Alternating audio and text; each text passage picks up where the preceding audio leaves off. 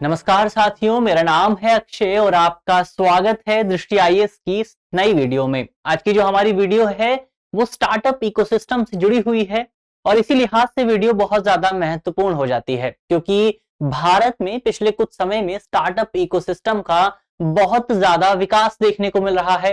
लेकिन हाल ही में जब वित्त मंत्री द्वारा सदन में बजट को पेश किया गया तो उसके बाद वित्त मंत्री ने फाइनेंशियल बिल को भी पेश किया और इस फाइनेंशियल बिल में एंजल टैक्स को लेकर एक नया प्रावधान लाने की बात की गई है, कुछ संशोधन करने की बात की गई है। और इस पूरे विषय के बाद, इस पूरे प्रस्ताव के बाद कई जानकारों ने सरकार को लेकर ये चिंता जाहिर की है कि सरकार के इस निर्णय की वजह से भारत के स्टार्टअप इकोसिस्टम को भारी नुकसान झेलना पड़ सकता है। आज इस वीडियो में हम इसी विषय से संबंधित तमाम पहलुओं को जानने की कोशिश करेंगे।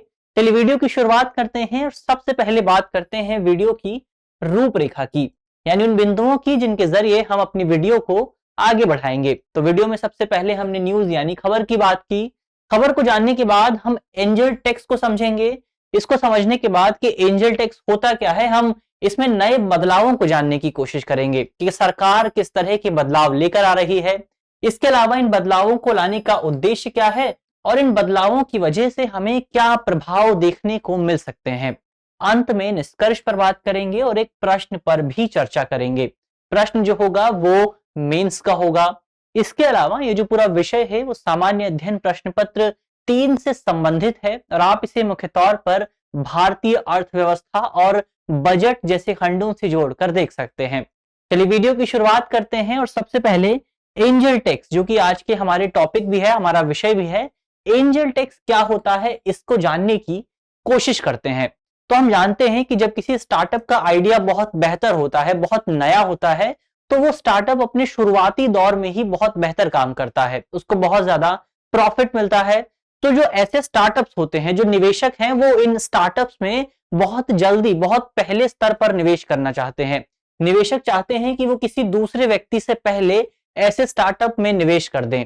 लेकिन इसी को ध्यान में रखते हुए जो स्टार्टअप्स होते हैं वो अपने शेयर्स को मार्केट में लाने से पहले ही इन निवेशकों के साथ कुछ समझौता कर लेते हैं, उनके बीच कुछ अग्रीमेंट हो जाता है और इसी अग्रीमेंट के तहत जो कंपनी है, जो स्टार्टअप है, वो उस दूसरे निवेशक को अपनी शेयर जो है, अपने जो जो उसके शेयर हैं, उसके शेयर को अपने शेयर मूल्य से ज्यादा मूल्य पर बेच देता है। तो जो निवेशक हैं वो ज्यादा पैसे देकर उस कंपनी के शेयर खरीद लेते हैं। ऐसे में जो स्टार्टअप है, जो कंपनी है, उसको बहुत ज्यादा पैसे मिल जाते हैं। लेकिन इसी पैसे को ट्रैक करने के लिए जो एक्स्ट्रा अमाउंट है, उस अमाउंट पर सरकार द्वारा कर भी लिया जाता है। देश की जो असूचीबद्ध कंपनियां हैं, उन असूचीबद्ध कंपनियों को, अनलिस्टेड कंपनियों को इसी अतिरिक्त राशि पर सरकार को कर भी देना पड़ता है और इसी कर को हम अर्थशास्त्र की भाषा में, फाइनेंस की लैंग्वेज में एंजल कर कहते हैं, एंजल टैक्स कहा जाता है। इसको एक उदाहरण से भी समझ सकते हैं। अब मान लीजिए कि आप एक स्टार्टअप कंपनी है जो बहुत बेहतर काम कर रही है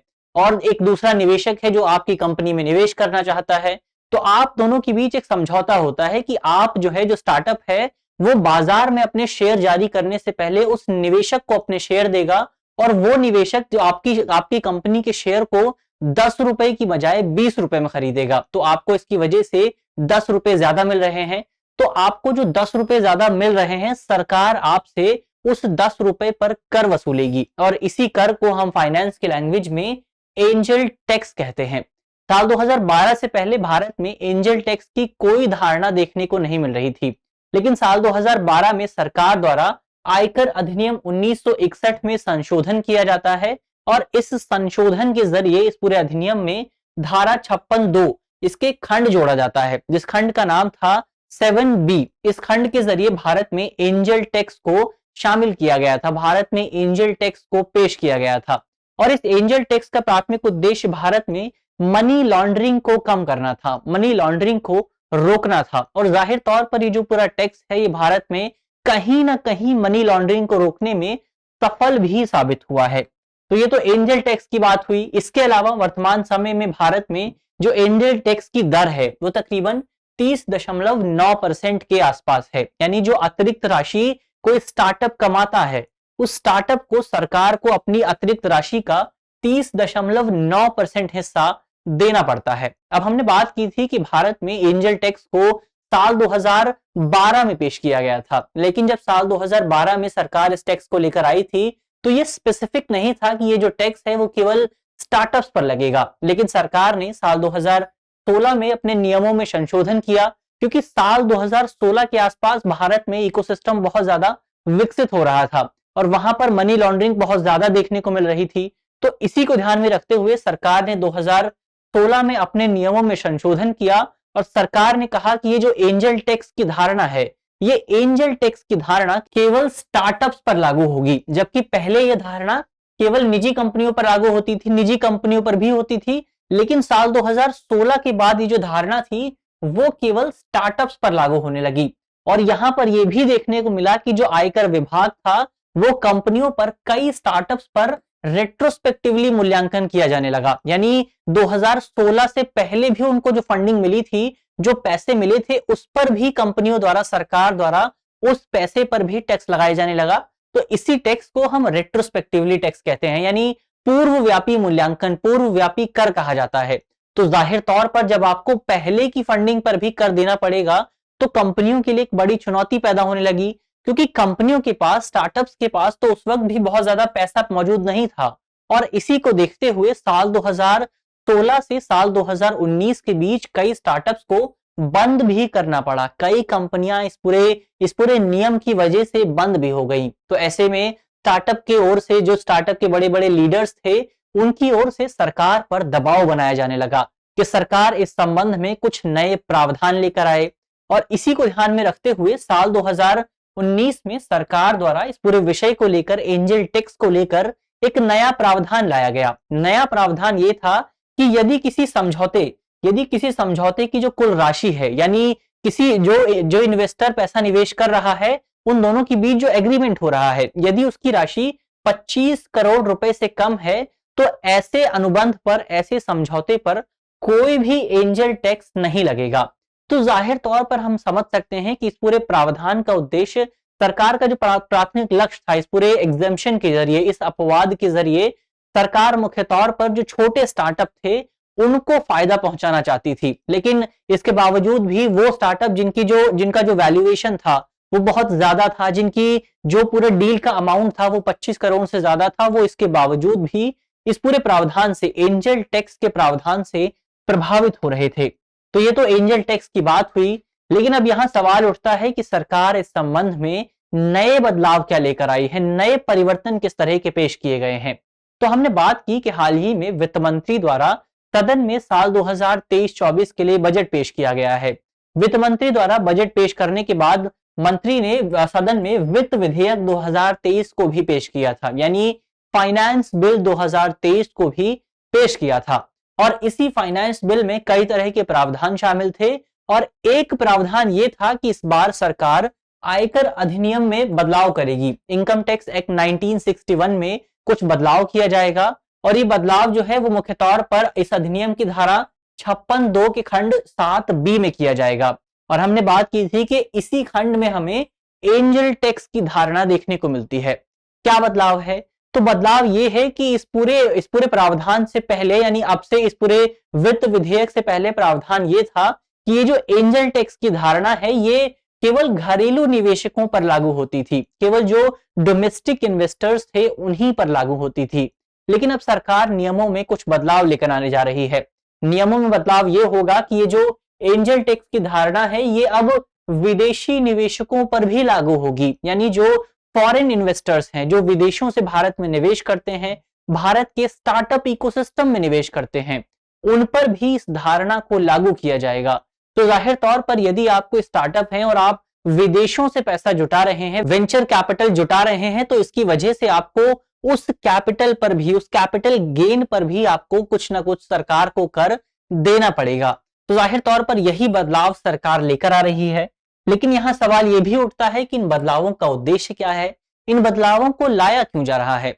तो हमने बात की थी कि जब इस पूरे प्रोसेस को लाया गया था, इस पूरे टैक्स को भारत में पेश किया गया था, तो इसका प्राथमिक उद्देश्य था कि भारत में जो मनी लॉन्ड्रिंग हो रही है उस मनी लॉन्ड्रिंग को रोका जाए, यानी जो काले धन को अवैध करने की कोशिश हो रही है उस प्रोसेस को रोका जाए। क्योंकि पहले ऐसा देखा जाता था कि कई जो निवेशक थे वो केवल अपने काले धन, अपने ब्लैक मनी को व्हाइट करने के लिए इन स्टार्टअप्स में निवेश करते थे और इन स्टार्टअप में कुछ विशेष काम भी नहीं होता था। तो इसी को ध्यान में रखते हुए एंजल टैक्स की धारणा को पेश किया गया था। लेकिन अब पिछले कुछ समय से अथॉरिटीज द्वारा यह महसूस किया जा रहा था कि ये जो विदेशी फंडिंग है, इस विदेशी फंडिंग में भी कहीं ना कहीं मनी लॉन्ड्रिंग के कुछ एलिमेंट मौजूद हैं। यानी इस फंडिंग के जरिए भी भारत में ब्लैक मनी को व्हाइट करने की कोशिश की जा रही है। और इसी को ध्यान में रखते हुए सरकार द्वारा अब इस पूरी मनी लॉन्ड्रिंग के प्रोसेस को ट्रैक करने के लिए, विदेशों से जो काले धन को व्हाइट करने की कोशिश की जा रही है, इस प्रोसेस को ट्रैक करने के लिए सरकार अब विदेशी निवेशकों पर भी एंजल टैक्स की धारणा को लागू करने की बात कर रही है। इसके अलावा ये तो पहला उद्देश्य हुआ। दूसरा उद्देश्य ये है कि इस पूरे कदम के जरिए, इस पूरे प्रयास के जरिए सरकार जो विदेशी निवेशक हैं, उन विदेशी निवेशकों को भारत में ही एक वैकल्पिक निवेश फंड गठित करने के लिए प्रेरित करेगी। क्योंकि भारत में जो वैकल्पिक निवेश फंड है, जो अल्टरनेटिव इन्वेस्टमेंट फंड्स हैं, जो सेबी के साथ रजिस्टर्ड होते हैं, उन फंड्स पर ये जो पूरा टैक्स है वो लागू नहीं होता है। तो ऐसे में सरकार चाहती है कि जो विदेशी निवेशक हैं वो भारत में आए और यहां पर आकर एक फंड स्थापित करें। इस फंड की वजह से भारत में जो कार्यालय है उनका कार्यालय स्थापित होगा और इसकी वजह से भारत के स्टार्टअप इकोसिस्टम को बहुत ज्यादा लाभ मिलेगा। क्योंकि जो विदेशी निवेशक है, जब वो भारत में अपना कार्यालय स्थापित कर लेंगे तो वो भारत में और ज्यादा निवेश करेंगे। तो इससे हमें भारत के इकोसिस्टम में भी सुधार देखने को मिल सकता है। तो ये तो बदलावों के उद्देश्यों की बात हुई और इनसे क्या फायदा मिलेगा, हमने फायदे को समझा, लेकिन इसके कई नुकसान भी हैं। उन नुकसानों की बात करें तो इसकी वजह से प्रभाव क्या होगा, ये पूरा विषय चिंताजनक क्यों है, उसको समझने की कोशिश करें। तो फाइनेंस बिल 2023 को पेश करने से एक दिन पहले भारत सरकार द्वारा आर्थिक सर्वेक्षण साल 2022-23 पेश किया गया था। इस आर्थिक सर्वेक्षण में कुछ अलग ही बात की गई थी। इस आर्थिक सर्वेक्षण में वित्त मंत्रालय ने कहा था कि सरकार को ये जो उतार चढ़ाव वाले प्रावधान हैं, जैसे कि इसमें स्पष्ट तौर पर कहा गया है कि जो एंजल टैक्स का प्रावधान है, सरकार को इस तरह के प्रावधानों को रोकने की कोशिश करनी चाहिए, इस तरह की बाधाओं को कम करने की कोशिश करनी चाहिए। लेकिन जब सरकार द्वारा वित्त बजट पेश किया गया, वित्त बिल पेश किया गया, तो कई जानकारों ने, कई विशेषज्ञों ने इस संबंध में चिंता जाहिर की। सरकार द्वारा और ज्यादा जटिल बना दिया गया है, और ज्यादा कॉम्प्लेक्स बना दिया गया है। क्योंकि वर्तमान समय में जो भारतीय स्टार्टअप हैं, उनको अपनी फंडिंग का बहुत बड़ा हिस्सा विदेशी निवेशकों से मिलता है। और ऐसे में यदि भारत विदेशी निवेशकों पर कर ज्यादा लगाएगी तो इसकी वजह से भारत में निवेश में कमी देखने को मिल सकती है, इन्वेस्टमेंट में कमी देखने को मिल सकती है। और ये कमी एक ऐसे समय में देखने को मिलेगी जब भारत के स्टार्टअप इकोसिस्टम में पहले से ही जो निवेशक हैं वो बहुत कम निवेश कर रहे हैं। अगर आप आंकड़ों पर नजर डालेंगे तो आपको पता चलेगा कि साल 2021 की तुलना में साल 2022 में भारत के स्टार्टअप इकोसिस्टम में जो निवेश हो रहा है उसमें 33% की कमी आई है और ये कुल निवेश जो है वो मात्र $24 बिलियन पर पहुंच गया है। यानी जाहिर तौर पर वर्तमान समय में स्टार्टअप इकोसिस्टम के लिए चिंता का विषय जो है वो फंडिंग बना हुआ है। जाहिर तौर पर ये पूरा विषय और ज्यादा गंभीर हो सकता है अगर सरकार इस तरह के प्रयास करने की कोशिश करती है। इसके अलावा इस संबंध में एक बड़ा मसला ये हो सकता है कि जब सरकार विदेशी निवेशकों पर इतना ज्यादा टैक्स लगाएगी तो इसकी वजह से जो विदेशी निवेशक हैं वो भारतीय स्टार्टअप्स को अपने कार्यालय को विदेशों में पंजीकृत कराने के लिए प्रेरित कर सकते हैं। वर्तमान समय में अगर हम आंकड़ों पर भी नजर डालते हैं तो हमें गंभीर स्थिति दिखाई देती है।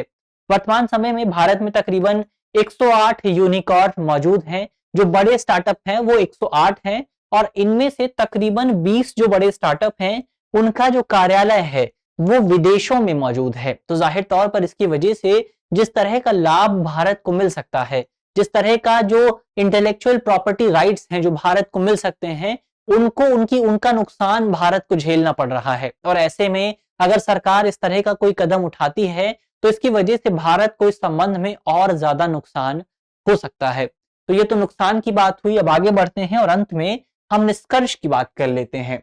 हम निष्कर्ष के तौर पर कह सकते हैं कि जाहिर तौर पर सरकार ने पिछले कुछ समय में जो कदम उठाए हैं वो कदम के माध्यम से सरकार स्पष्ट तौर पर भारत में व्यापार की सुगमता को बढ़ावा देने की कोशिश कर रही है। लेकिन हाल ही में सरकार जो नई व्यवस्था लेकर आई है, जो नई कर व्यवस्था लेकर आई है एंजल टैक्स के रूप में, उस नई कर व्यवस्था की वजह से भारत का जो स्टार्टअप इकोसिस्टम है वो बहुत गंभीर स्तर पर प्रभावित होगा। ऐसे में क्योंकि जो विदेशी निवेशक हैं वो भारत से शिफ्ट हो जाएंगे, वो किसी और देश में इन्वेस्टमेंट करेंगे। इसके अलावा भारत के जो स्टार्टअप हैं वो भी अपने कार्यालय को भारत से किसी दूसरे देश में शिफ्ट कर देंगे। तो इसकी वजह से भारत को बहुत गंभीर नुकसान झेलना पड़ सकता है। ऐसे में ये जरूरी है कि सरकार इस पूरे वित्त विधेयक को सदन से पारित करने से पहले इस वित्त विधेयक पर गंभीरता से विचार विमर्श किया जाए और इस संबंध में जो स्टेक होल्डर्स हैं, जो स्टार्टअप इकोसिस्टम के लीडर्स हैं, उनसे विचार विमर्श किया जाए, उनसे बातचीत की जाए कि सरकार किस तरह से इस पूरे इकोसिस्टम को सुधार सकती है, सरकार किस तरह से मनी लॉन्ड्रिंग को रोक सकती है और विदेशी निवेशकों को किस तरह से प्रेरित किया जा सकता है। तो जाहिर तौर पर हमें इस पूरे प्रस्ताव में कुछ संशोधन की जरूरत है और ये संशोधन तब तक नहीं किया जाना चाहिए जब तक जो स्टार्टअप लीडर्स हैं वो सरकार के साथ नहीं आ जाते, सरकार उन लीडर्स को कॉन्फिडेंस में नहीं ले लेती। तो जाहिर तौर पर जब तक गंभीर स्तर पर विचार विमर्श नहीं होगा, हम इस पूरे विषय को हल नहीं कर सकेंगे। अब आगे बढ़ते हैं और अंत में एक प्रश्न की बात कर लेते हैं। प्रश्न जो है वो मेंस का है और आप 250 शब्दों में इसे लिखने की कोशिश कर सकते हैं। आज का हमारा प्रश्न है कि भारत सरकार द्वारा देश में व्यापार सुगमता को बढ़ावा देने के कई प्रयास किए जा रहे हैं। हालांकि एंजल कर की व्यवस्था स्टार्टअप इकोसिस्टम के समक्ष बड़ी चुनौती बनी हुई है। आपको इस कथन का विश्लेषण करना है, यानी आपको बताना है कि किस तरह से जो एंजल टैक्स की व्यवस्था है वो पूरी व्यवस्था भारत में स्टार्टअप इकोसिस्टम के लिए एक बड़ा चैलेंज बनी हुई है। इसके अलावा आप कमेंट बॉक्स में ये भी बता सकते हैं कि भारत में एंजल कर की व्यवस्था को कब पेश किया गया था। मुझे उम्मीद है कि इस वीडियो के जरिए जिन बिंदुओं पर चर्चा की गई है वो आपको समझ में आएंगे और यदि आपके प्रश्न पत्र में इससे संबंधित कोई भी सवाल आता है तो आप उसे आसानी से हल कर सकेंगे। इस तरह की अन्य वीडियो देखने के लिए आप हमारे चैनल को भी सब्सक्राइब कर सकते हैं। धन्यवाद।